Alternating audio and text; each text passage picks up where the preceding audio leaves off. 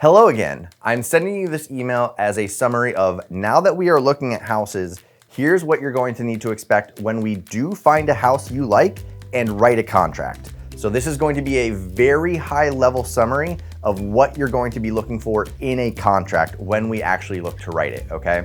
Now, before we jump into some of these highlighted parts of the contract, if you're getting this video out of context or you're not under contract or a client with me, I need you to understand this contract I'm talking about and all these documents I'm going to be discussing is Northern Kentucky related.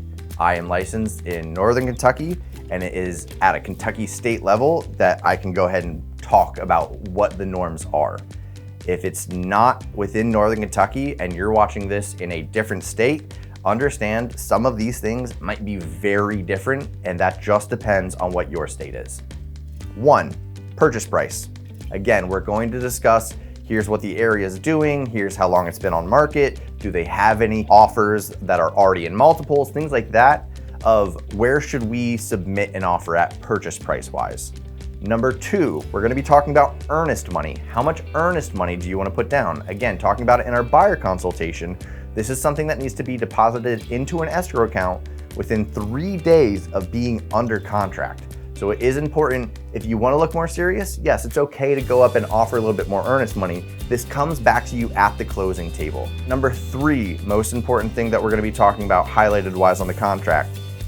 Are you taking any furniture? Are you asking for kitchen appliances? What furniture are you looking to ask for? Things like that. Number 4, we're going to be disclosing what you're going to be doing loan-wise, so the sellers are aware of that. That has to be disclosed of, is it conventional, is it FHA, is it KHC? Whatever the case may be, we're disclosing that to them. From there, another really big highlight is going to be number 5, closing date. So again, this is where we're starting to realize this is when we're aiming to close, either on or before this date. That can change, that can fluctuate like we've talked about before, but this is normally the date that we really like to aim for to get it closed and give the sellers time to get to the closing table as well as you get to the closing table. Following right behind closing date, one big thing that we're gonna be talking about is number 6, occupancy. Now, right now, it's been a little bit more common for sellers to ask for occupancy. Again, as we talked about before, all occupancy means is they're asking after they close on that date, they're asking for 3 to 10 days. That's the average. It could change. We'll talk about that. But 3 to 10 days to close on their property, stay in that property, and close in their new property and move in. So again, you'd get keys 3 days after closing, whatever it is. We'll discuss that when it comes to that, if that's what they're asking for. If not, the preferred method really is to get keys at closing, so you close and you have keys and can move straight in. From there, realistically, there's a whole bunch of other things that we're gonna be talking about.